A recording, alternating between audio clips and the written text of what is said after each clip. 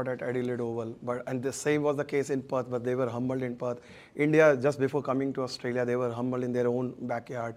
Do you think that in modern cricket, the home advantage is slightly overrated?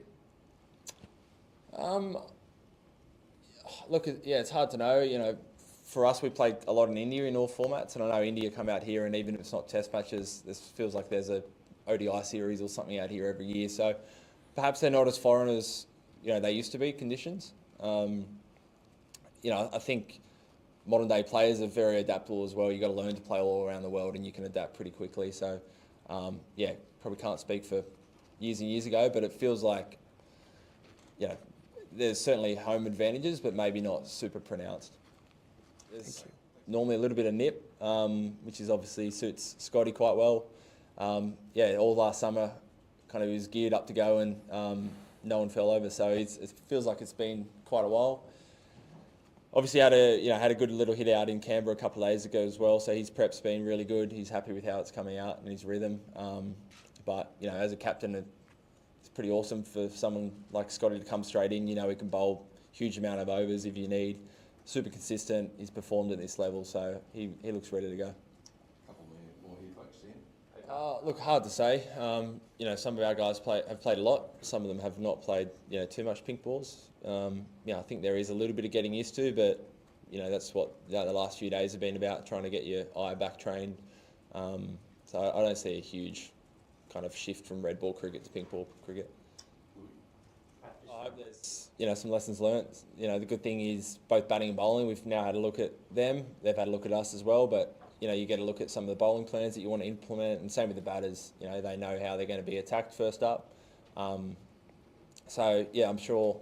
Well, I really hope everyone's going to learn a little bit, and we come back here and you're that slightly better prepared because you've had a look at what they're going to throw at us. Yeah. Can you tell us what? Look, hard to say. I think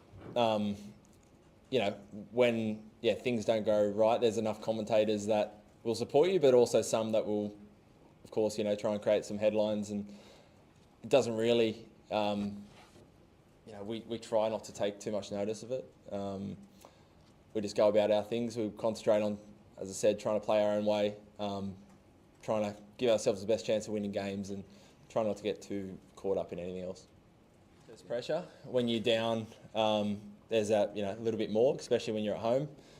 But we've been in similar situations, whether it's World Cups or other series where you're in must-win kind of situations. We're not quite there yet, but we love playing here. We love playing Australia. We know we weren't at our best last week. Got a few things to work on. This week's been great. Everyone's really focused on kind of ahead and excited for the challenge of the next 4 Test matches. But everyone's got a lot of personal pride, professional pride. So, there's pressure on you any time you play, even just from that, let alone the scoreboard being down 1-0. This side Look, the team's great. Some of the commentators got that 100% wrong. So team's great. We've prepared like we always do, get around each other. It's a great feeling around the team. We don't make too much of it. Double barrel? Yes, we do. Scotty bowling in for Hazelwood, only change.